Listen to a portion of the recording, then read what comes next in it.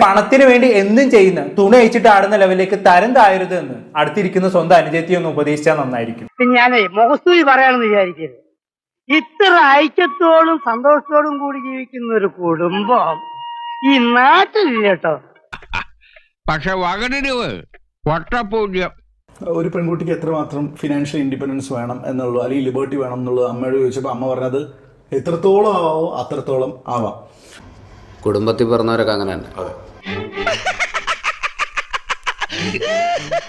Financial independence എന്ന് പറയുന്ന ഒരു പെൺകുട്ടിക്ക് മാത്രമല്ല, ഏതൊരു മനുഷ്യനും ജീവിതത്തിൽ വേണ്ട ഒരു സാധനമാണ് ഫിനാൻഷ്യൽ ഇൻഡിപെൻഡൻസ്. അയ്യ, അത് നല്ല വിചാരമായിപ്പോയി.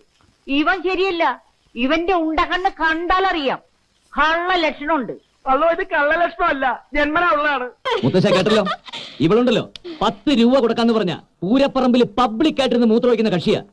കാരണം മണി കാൺട്ട് ബൈ ഹാപ്പിനെസ് എന്നൊക്കെ പറയും. ഓഫ് കോഴ്സ് ഇപ്പോൾ നമുക്ക് വേണ്ടപ്പെട്ട ഒരാൾ മരിച്ചുപോയി കഴിഞ്ഞാൽ നമുക്ക് കാശ് കൊണ്ട് അവരെ പോയി തിരിച്ചു വാങ്ങിക്കാനൊന്നും പറ്റില്ല. പക്ഷേ in a lot of situations money can definitely buy you happiness and peace of. എന്റെ ദൈവമേ, അപ്പൊ കുടുംബടക്കം കള്ളന്മാരാണ്. എന്തു ചെയ്യാം, സ്നേഹബന്ധത്തെക്കാൾ കാശിന് വില കൽപ്പിക്കുന്ന ഒരു സമൂഹത്തിൽ ഞാൻ ജനിച്ചുപോയി. നമുക്കൊരു പ്രശ്നം വരുമ്പോൾ നമ്മുടെ ഒരു കാശുണ്ടെങ്കിലുണ്ടല്ലോ, അത് ശരിക്കും ഒരുപാട് പ്രശ്നങ്ങളെ ഇല്ലാതാക്കാൻ പറ്റുന്ന ഒരു പവർഫുൾ വെപ്പൺ ആണ്. എനിക്ക് കാശ് വേണം. ഇതെന്ത് ന്യായം? ഇതാ ഇവിടുത്തെ ന്യായം. ഇവന്റെ മൊത്തത്തിലുള്ള പെരുമാറ്റം ഒരു മുതലാളിയുടെ മോന് ചേർന്നതല്ല.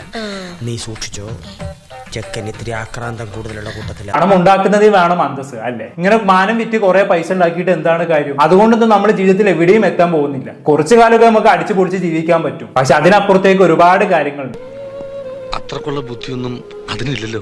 ഹൻസു എന്താ ലോഞ്ച് ചെയ്തില്ല, അല്ലെങ്കിൽ കണ്ടന്റ് ക്രിയേഷനിലേക്ക് ഇപ്പൊ വരുന്ന സമയത്താണെങ്കിൽ പോലും ഇവര് തന്നെയല്ലായിരുന്നു ഇൻസ്പിറേഷൻ? ഓർ അവരോട് ഉടക്കാൻ കൊള്ളില്ല, അടുക്കാൻ ഒട്ടും കൊള്ളില്ല, തല്ലിപ്പൊളികളാ തല്ലിപ്പൊളികളാ. അപ്പൊ എനിക്കങ്ങനെ വേണ്ടാത്തതൊന്നും ഇട്ട് വന്നിട്ടുള്ള എക്സ്പീരിയൻസ് എനിക്കധികം വന്നിട്ടില്ല.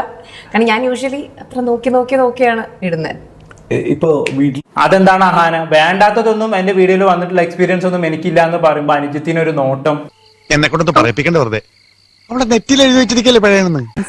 ഹൻസിക ഒരു വലിയ കുട്ടിയാണ്, പക്ഷെ ഇപ്പോഴും വീട്ടിലെ കൊച്ചുകുട്ടിയല്ലേ. അപ്പം കൊച്ചെന്ന് പറയുമ്പോൾ നമ്മുടെ മനസ്സിൽ പെട്ടെന്ന് ഹൻസികയാ വരുന്നത്, പക്ഷെ ഹൻസിക ഒരു കൊച്ചുകുട്ടി അല്ല ഇപ്പൊ. അല്ല, അപ്പൊ വീണ്ടും അടുത്ത നോട്ടം. നല്ല തറവാട്ടുകാരാ, ദാനധർമ്മികളാ. അതെ അതെ, ആ മുഖത്ത് എഴുതി വെച്ചിട്ടുണ്ട്. അത്രയും വരുമാനം ഹൻസികയ്ക്ക് 20-ാം വയസ്സിൽ കിട്ടുന്നുണ്ട്. ഇതൊന്നും പോരാഞ്ഞിട്ടാണ് ഇൻസ്റ്റാഗ്രാമിൽ സബ്സ്ക്രിപ്ഷൻ തുടങ്ങിയിട്ട് തുണി അയച്ചിട്ട് ആടുന്നത്. വല്ല ആവശ്യം ഉണ്ടായിരുന്നു?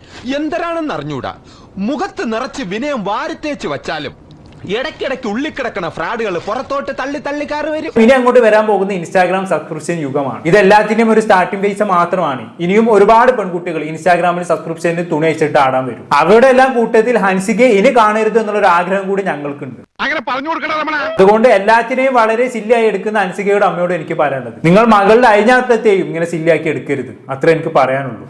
100% ഞാൻ യോജിക്കുന്നു. അതെ, ഞാൻ പോകുന്നു.